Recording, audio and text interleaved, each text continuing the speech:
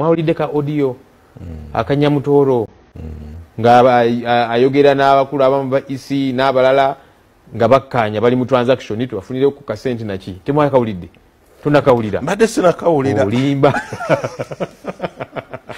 olimba kali buli wamu kati jenga munnamawulire omukukunavu kulevoyo wakawuliriza naye kale kokogeddeko bwe naava wano ngenda kukawuliriza so kye bali mu kukola ngatukira abantu nga babiri n'abawaaka sente kati mwe mugende mu byegaane ate electoral commission nayo obwenkanya ne bubulawaawo kubanga okujjako olinga agamba ndi signature yagijingirira nti eyo si signature yange naye bino ebyokugamba nti kati nedda bansayiningisa bikyamu sijjukira nga njimuwa naki nga yiyo yennyini eyo Ssenyonyi okwogera bino byonna abadde akyaziddwa ku mukutu gwa BBS Telefine olunaku lwange ennaku z'omwezi 22 Novemba omwaka 2025 wabadde ayogerera ku mbeera y'akatambi akafulumye gye buvuddeko akatambi kano bangi oba kabadde kasuubirizibwa nti ke katambi akandiba akasookezebwawo nga tewannatuukawo mbeera yakuba nti Honorable Fiona Nyamutolo alangirirwa mu butongole nti ali unopposed newankubadde nga Honorable Fiona Nyamutolo tannavaayo kubanga ayogera ku katambi kano akatambi keegulidde olinnya n'okubeera nga kasaasaanira ku mitimbagano era nga mulimu eddoboozi eri omuntu awulikika nga Honorable ng'alina baateesa nabo okubeera nti alangirirwa nga tesimbiddwako oba nga teyeesimbiddwako n'ebirala kano ke katambi Joel Ssenyonyi kabadde ayogerako bw'obanga obadde tonnakawulira ku mutimbagano. There are certain things that are limited for candidates, yes? So that is where my concern is. So my best preference would be not nominating, so that it's clear that she's unopposed, and during that period, mobilization for the president, and then me as a candidate, I can do whatever I want for the people without any speculation of media. And I know, I am very certain, Nyangati Mokubi jumping to try and take me on the legal path. Because one, I'm a national figure. Anywhere that my campaign is being followed by the whole country, not just maybe. So any opportunity that someone sees to make money, they will jump at it. That is my only issue. That second option of nominating and not campaigning. Actually, under the one of she cannot nominate. As long as dog war room, Kaka is dog war room. That's a don't go for nomination because nomination never has special saying. It's the body very shallow, Medayani Kumre. Kyle and Wapa Galu, not watching anybody work in the world for the soup. It's a little go there. The end nomination, Mutiamana, pay, you may pay money. The best option is here, nominating go and everything. Then two, getting back to supporters part. Kichiwachamo. She can only stay here and one sponsor the Moku and she look us off. Carry any day can help her. Now much of all yeah, she is on waiting any Kawoni, Nang, we are at his off, you she can say I'm sorry. And out of the parent, supporters, okay, it's okay. They were generally opportunity at the one. The end opportunity, my child, katambi ako kafulumiziddwa ku mutimbagano era kabadde katambula wonna. So Joel Ssenyonyi bwaze ku TV olunaku olwaleero ke kamu ku bwayogeddeko. In fact Joel Ssenyonyi abadde annyonnyola ku situation eyaliwo wakati wa munna NUP wamu ne munna NRM Fiona Nyamutolo.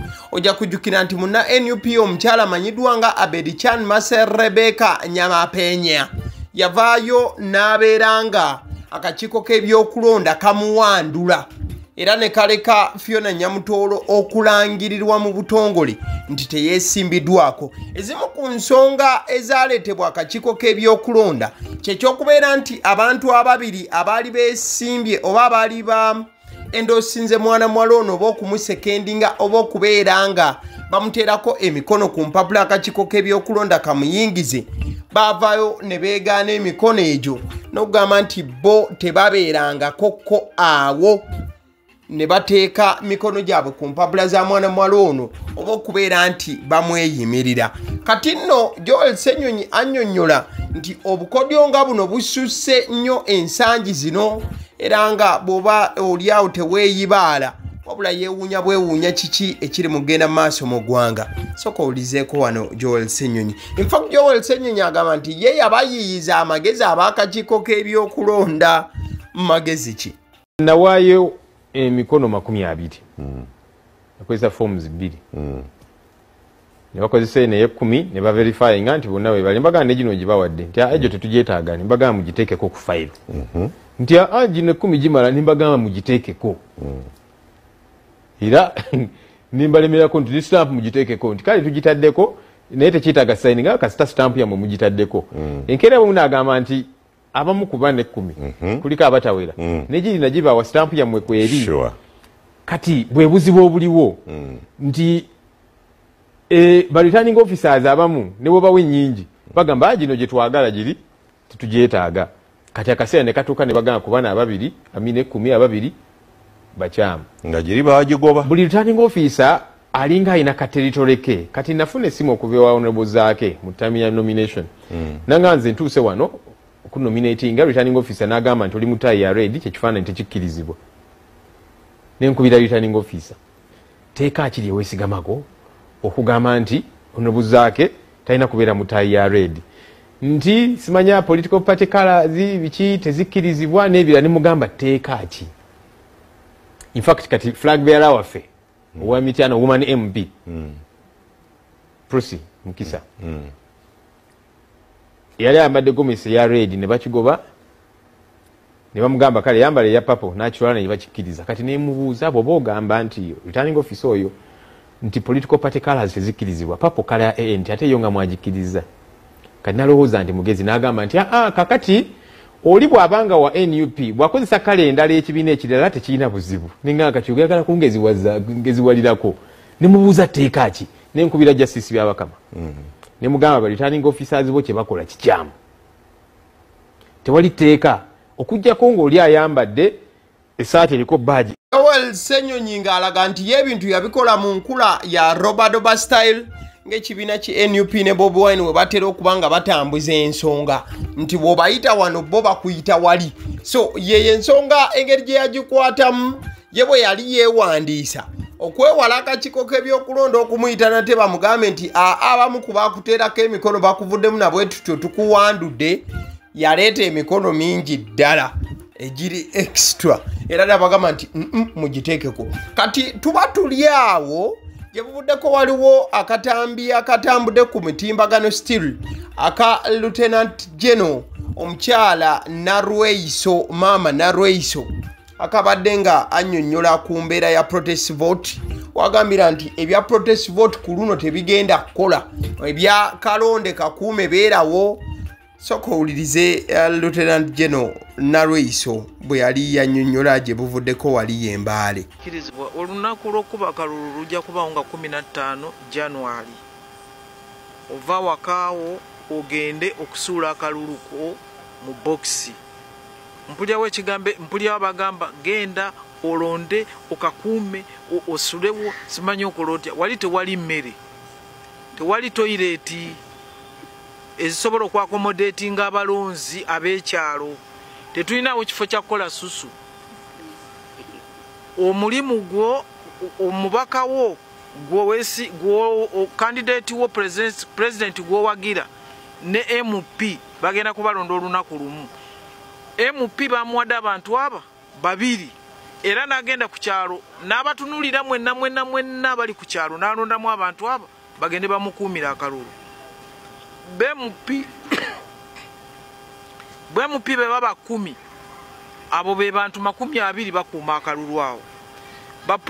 buli president bamuwadde abantu 6 bwendowooza abagenda okuuma akalulu ke bapulezidenti bali 8 tayimuze bantu 6 gwe bw'omala okulonda waliwo distant gye bakuwa gy'olina okuyimiramu ne woba okomyewo okubala akalulu naye nze nandirowooza jjangu olonde oddeyo eka kubanga ne bw'otuulawo eyo bokisi gy'okuuma si yesalawo Uganda kati nze bwe ndowooza nti ebyo ebyeggaali simanye ebyaki tebikola wano ate nsaba abantu baleme koppa bye balaba ku muliraano kuba nze mpulira bagamba ekyabadde egindi kijja kubeera na wano buli muntu ayina engeri gy'akuumamu eggwanga lye kubanga ffe abasecurity tukuuma abannayuganda n'ebintu byabwe ne tukuuma yeekalakaasa ne tukuuma ne gwe bagenda okwekalakaasizaako mwembi tubakuuma kati waliwo ebintu bye tutajja kukkiriza naye nze ndowooza nti okusinziira akalulu nga bwe katambula kali peaceful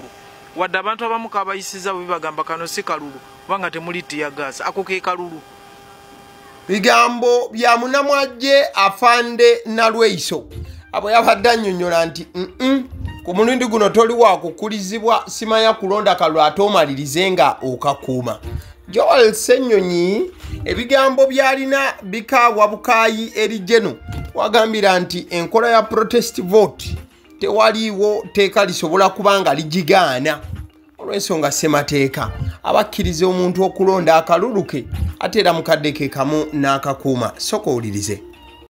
Nalweiso Proscovia ali mu myaka gya maama wange manyi abantu abakulu tuba twagala tubawe ekitiibwa naye kati mulira okubala atakwalimu muli bakireereesi bannayuganda abazze okulonda n'obayita bakireereesi kikyoba otegeeza ate no si gwe gusoose atera okubwatuka n'ayogera ebintu ebyensimatu ebitategeerekeka abaana lumu bamuyisaamu eggaali neyeetonda naye bwatyo bweba bwe yakula naye kanzire ku nsonga zayogerako awo sizize yekka ne bajjeno bonna ekyo kye bagamba nti bannansi tebakkirizibwa kubeera awo ku polling stations tekiri mu mateeka simanyi teeka akiri ebeesigamako etteeka ligamba omala okulonda polling station giveeko era naffe abantu ze tubagamba atusigala mu polling station mumaliriza okulonda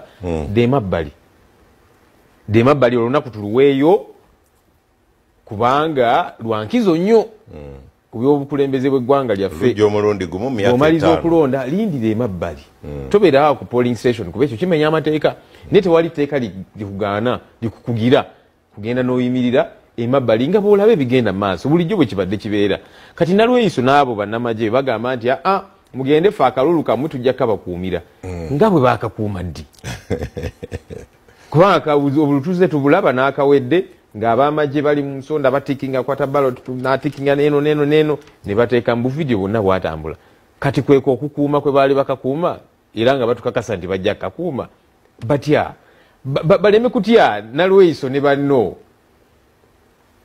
bwe mubanga kyemukola kituufu temulina kutya wala ne zikamera kati batandika oziwalana ku polling station ate mututongamu zikamera ate kati tekirina ku polling station zokka mulaba ensanyizo bannamawulire bakubanga abakuba emisota lwa kamera mwalaba ekyali Kawempe North wakulaga kikyamu ekigenda bigambo bya leader of opposition olunaku olwaleero ng'ayanukula Fiona Nyamutoolo eyalondeddwa ng'ali unopposed obanga tavuganyiziddwa ate era mukadde ke kamu ne maama Nalweiso afande Nalweiso saidi eno retired lieutenant general ku nsonga za protest vote. I think akuddira mu luyimba taluwoomya eno nja kubanga njikomya wano sijja kubanga njongerako nnyo kigenze wala ale nzikiriza nkutegeze ku bannaffe aba Honeybites bagamba nti bo omulimu gwe bakola gwa kukolera byakulya eby'abaana abadda ku masomero. Bwe tugamba abaana abadda ku masomero saabo bokka abadda ku masomero wabula n'ababeera ewaka balina package ey'ebyokulya eby'abaana mu line efaananako bwetyo. Gwe bakubire bukubizo bagambe njagala package y'ebyokulya by'abaana abali ku masomero oba abaana abalya ebyokulya. Balina ebyokulya yogera ku daddies, yogera ku binyeebwa, amawogola, yogera ku bagiya, yogera ku cupcakes, yogera ku donuts. Osobola okubafuna ku 0709 787508 ate era mukadde ke kamu bw'oba oyagala ku pizza size yonna era namba y'emu ate era mukadde ke kamu bakola ne cake eza buli mukolo babayita aba Honey Bites. Njagala n'okutegeeza ku bannaffe aba Alson Painters UG bano basiizi ba langi era nga balina obukugu mu kusiiga langi era bamanyi ne langi ki egenda ku kizimbe kyo era mu ruumu ki tebasobola kuddira langi yandigenze mu kisenge ate ne bagisiiga mu ddiiro ey'omu dining ne bagisiiga mu kinaabiro nedda. Alson Painters UG omulimu gw'okusiiga langi bagukugukira ddala basiiga ebizimbe okuviira ddala ku ruumu emu paka ku makalina n'amakalina gwe bakubira ebukubizo bagambe nti Alson Painters UG namaliriza okuzimba ekizimbe kyange. In fact ne bw'oba olina ekizimbe nga kikadde nga olaba langi yaakyo efaanana si bulungi, Alson Painters UG bazze kugonjoola nsonga eno. Bakubire ku 0705 193636 be bannaffe aba Alson Painters UG. Aba Sydney Omusunsuzi lyerinnya eryange yenze aba Sydney Omusunsuzi yenze atuula emabega w'omuzindaalo buli lunaku era ly'eddoboozi ly'owuliriza ku mukutu guno aba Sydney Omusunsuzi ly'eddoboozi eryo era ng'omukutu kwoli gwe guno ogwagaliwo. Nagamba nti information yonna gy'olaba ku channel eno tetugattamu kintu kyonna ate tewali kye tutoolamu. Information nga bw'eba eyingiddewo ffe bwe tugikwata ne tugikuwa kati gwe omulabi n'osalawo ki ekyokukozesa information eyo. Kati kyogenda okukola mukwano gwange bw'oba omaliriza okulaba vidiyo eno likinga commentinga ki kyolowooza mukadde ke kamu subscribinga bw'oba nga omukutu guno oli mupya ate era mukadde ke kamu sharingira mikwano gyo girabe vidiyo eno ate ne videos endala ku mukutu guno. Agaliwo YouTube channel mwebale kutulaba.